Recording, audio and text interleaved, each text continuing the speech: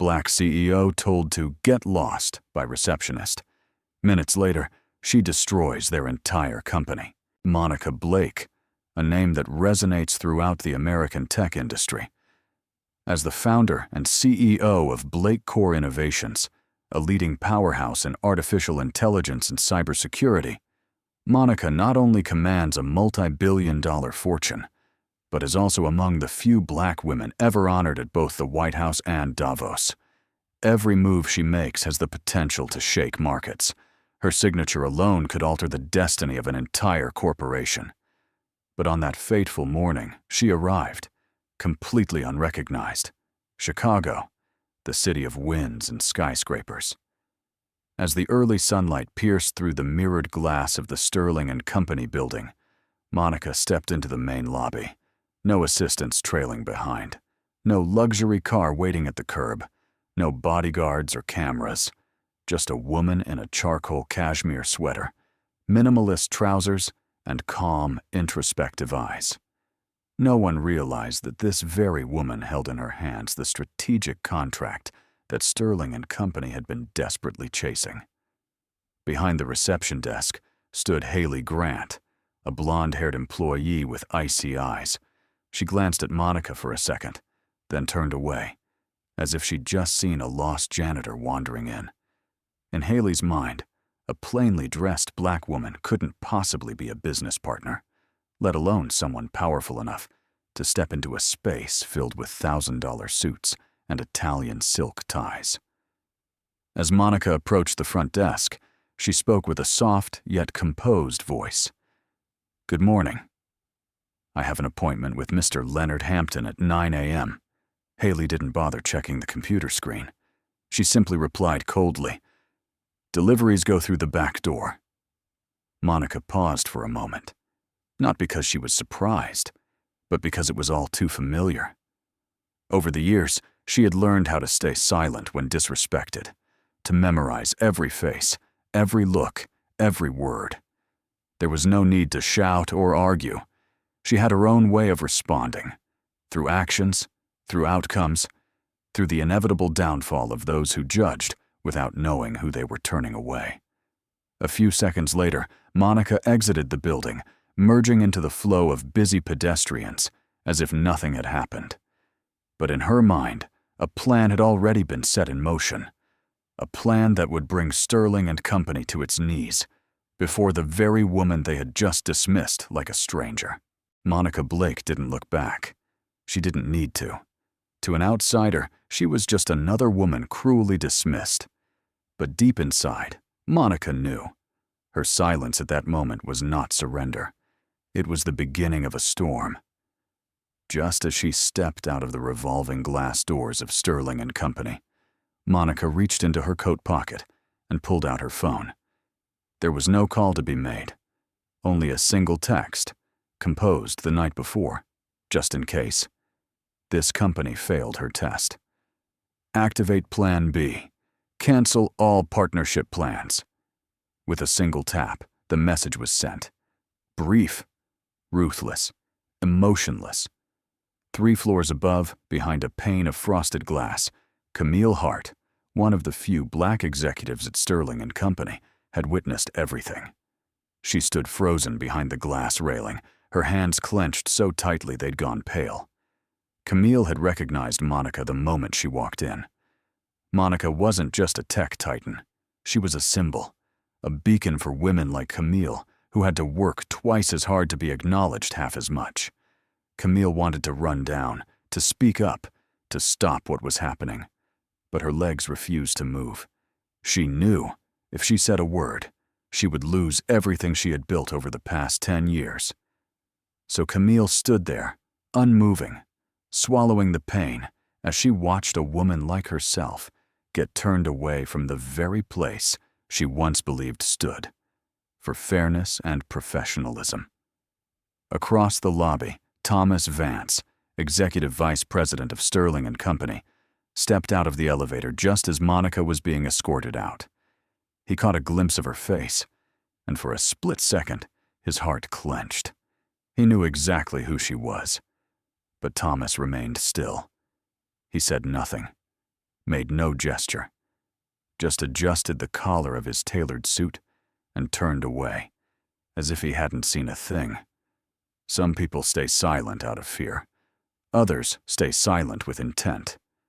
And Thomas never did anything without a reason. Across the street, Monica paused. She turned and looked back at the towering building behind her. That once glorious symbol of power now appeared to her as nothing more than a lifeless shell of glass. The April wind lifted a few strands of hair across her forehead. Monica smiled, a smile no one saw, not one of satisfaction, but one of genesis. Sterling and Company had just lost the greatest opportunity in its history, but they didn't know it yet. Not yet. At Sterling and Company's headquarters, the morning carried on as if nothing had happened. On the top floor, inside a grand walnut-paneled boardroom, Richard Sterling, the current CEO and grandson of the company's founder, was preparing for what he believed to be the most important meeting of the quarter. "We're about to sign a historic deal with Orion Group," he declared to the senior leadership team, completely unaware that the name Orion had already withdrawn, silently and without warning. At that very moment, in the ground floor reception area, Ashley Ford, the one who had openly disrespected Monica Blake, was recounting the incident to a nearby co-worker with a smug expression. "You wouldn't believe it. Some people think dressing nice gives them the right to see the CEO. I just take one look and know who's real and who's fake," she sneered. "Someone like that can't even handle a delivery run." The younger co-worker gave a nervous chuckle, but her eyes briefly betrayed concern.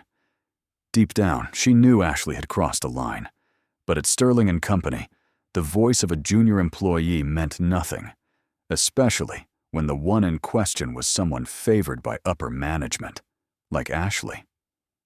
On the second floor, Thomas Vance was silently observing.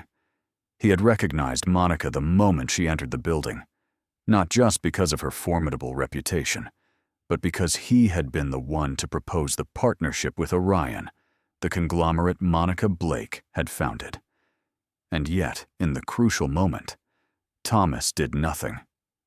Not out of fear, but out of calculation. He had never supported the idea of allowing a black woman, no matter how brilliant, to wield such significant influence over the company's direction. Thomas had once seen his own father pushed out of the board by pressure from a foreign partner. To him, power should remain with those who understood the old rules, people like himself. And today, with Monica escorted out of the building, Thomas knew he now had the perfect excuse to terminate the partnership without having to pull the trigger himself. Down the hallway, Camille Hart remained still. From above, she watched as Monica entered a sleek, black SUV, the tinted windows closing quietly. But what lingered in Camille's mind was Monica's final gaze.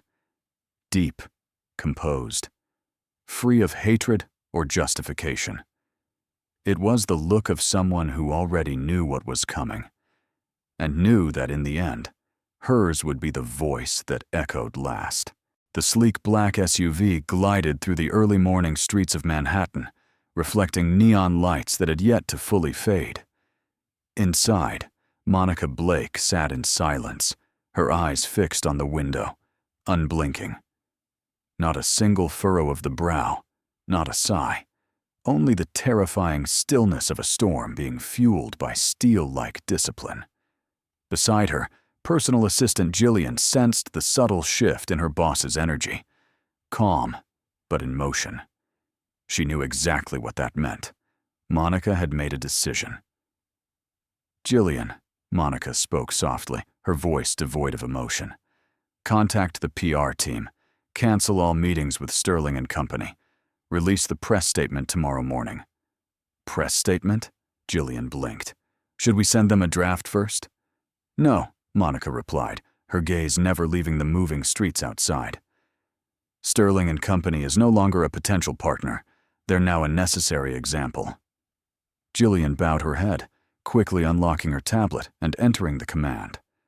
Within hours, a blazing headline rippled across the business news landscape. Orion Global abruptly ends strategic talks with Sterling and Company. Sources: cite corporate culture concerns. The financial world trembled. Inside Sterling and Company headquarters, meeting rooms buzzed with panic-laced phone calls. An email from the firm's largest shareholder landed at 11:02 a.m., terse and commanding. Explain immediately. Richard Sterling clutched the printed headline with sweating hands. He turned to his assistant. Does anyone know what happened this morning in the lobby? The assistant stammered. I heard. A woman was turned away. But I didn't think. What was her name? Richard snapped. A voice from the corner of the boardroom answered, Monica Blake. The room fell silent, like someone had just slammed shut a door to the future. On the floor above, Thomas Vance sat behind his desk, eyes fixed on Sterling and Company's plummeting stock chart. He took a sip of espresso, the corner of his mouth curling into a smirk, the smile of a man who thought he had just eliminated a threat. But he didn't know. He himself had just stepped into the eye of a storm, wrapped in silence. Because Monica Blake never speaks twice. She acts once, and once is enough. On the top floor of Sterling and Company headquarters, Thomas Vance, executive vice president, stood with arms crossed before a glass wall, looking down at the congested stream of cars below. His phone buzzed constantly with calls from strategic shareholders, messages from CEO Richard Sterling, and a flood of internal emails. But Thomas didn't answer. His eyes were locked on a bold headline on his iPad screen. Orion Global terminates partnership with Sterling and Company over discriminatory conduct. His expression was tense, but his gaze remained cold. He understood the power and reach of Monica Blake better than anyone. But what he hadn't foreseen was her counterstrike. So swift, so precise, like a blade slicing straight through an artery. Meanwhile, on the mezzanine level of the building, Lana Price, one of the few black managers at Sterling & Co., stood frozen, her hand gripping the railing as if to hold herself together. It was right there, just hours earlier, that she had witnessed Monica Blake being humiliated and escorted out of the main lobby like an uninvited stranger. Monica had said nothing, but her eyes alone were enough to make Lana tremble with shame. Lana had wanted to intervene, to step in, but she knew.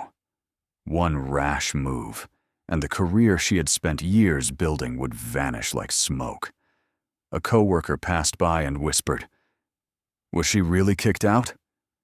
They say it was Monica Blake. Lana closed her eyes, the pain tightening in her chest. She knew then, everything had changed. This wasn't just a collapsed deal. This was a bomb. One Sterling and Company had triggered themselves. Meanwhile, Thomas Vance was already calculating. He wasn't worried about the company. He was worried about the seat of power he had always had his eye on. He had always believed he could control everything from the shadows, even Richard, the CEO. But now, he realized that Monica wasn't a pawn. She was the player, and she was rewriting the rules of the entire game. In the emergency meeting that followed, Richard Sterling slammed his hand on the table, his voice shaking with fury. "We've lost Monica Blake. She wasn't just a partner. She's someone who can bring the entire system to its knees." No one replied. The room sank into silence. Eyes drifted, lost and searching, as for the first time they all understood. They had crossed someone they should have bowed to. As news of the incident spread across media platforms, social media exploded.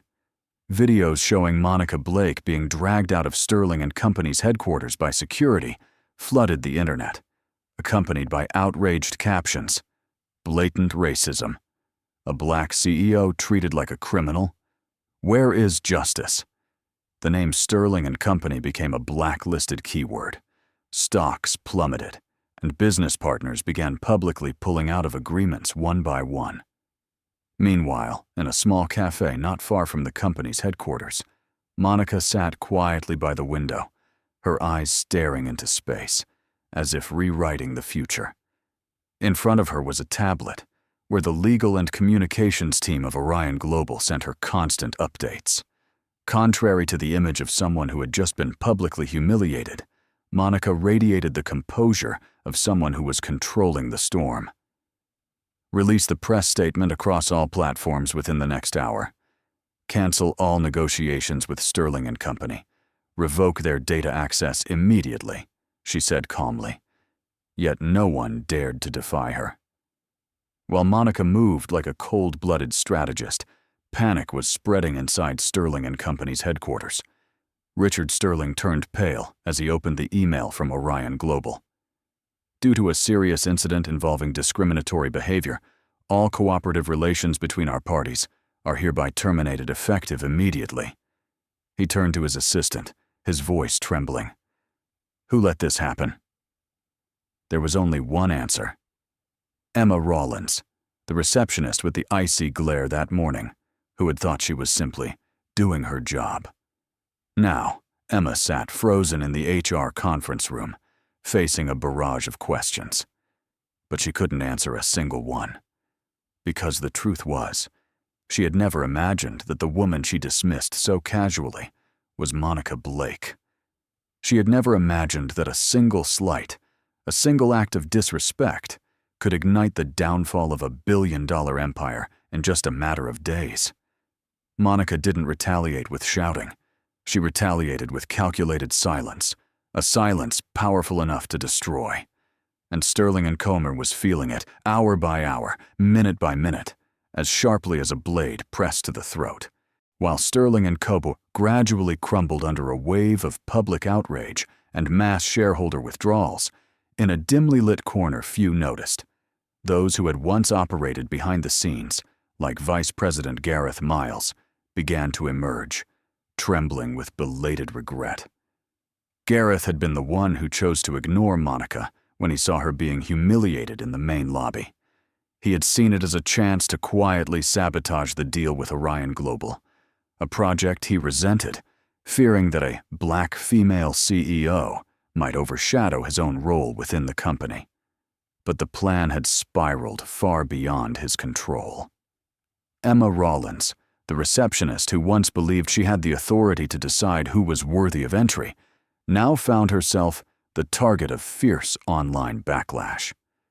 Snippets of her sarcastic remarks, her contemptuous glare, and that infamous line, "People like you go around the back," were shared millions of times, each repetition slicing deeper into what remained of her reputation. Emma was suspended, then fired just 3 days later. Friends distanced themselves. Her family was bewildered. Career doors slammed shut in her face, the price of a single, prejudiced moment. And Vanessa Grant, the only black manager at Sterling & Co. Afupa, who had watched it all unfold from the mezzanine without daring to intervene, now lived in brutal inner turmoil. She had once believed that silence could be a survival strategy, a way to climb higher. But when she saw Monica being pulled away, the CEO's eyes lifted toward her, not with anger, not with sorrow, but with a calm, piercing gaze, like a mirror reflecting the cowardice Vanessa had long convinced herself to accept. In the emergency meeting, when Richard Sterling shouted, "Why didn't anyone stop this?" Vanessa said nothing. But deep inside, she knew. If she didn't speak up, if she didn't confront the truth, she would forever be the kind of person who watches injustice pass by, doing nothing. And this time, she refused to be that person. Because Monica had shown her a truth too clear to ignore. Silence is never neutral. It always sides with the oppressor. The moment Monica Blake walked out of Sterling & Company's headquarters, she chose not to retaliate with noise. Instead, her response unfolded in silence, sharp, strategic, and deliberate. From the main office of Orion Global in downtown Atlanta, Monica convened an emergency meeting with her legal and communications teams. "I don't need an apology from them," she said, her voice low and cold. I need the world to see what happens when a system allows contempt to exist, right at the reception desk. Less than 24 hours later, Orion Global released an official press statement. All negotiations and strategic agreements with Sterling and Company were terminated. Accompanying the statement was Monica's firm declaration: "We will not collaborate with any organization that exhibits or tolerates racial discrimination, whether direct or indirect." The media erupted. Major financial outlets ran the story on their front pages. The hashtag #StandWithMonica became a global trend overnight.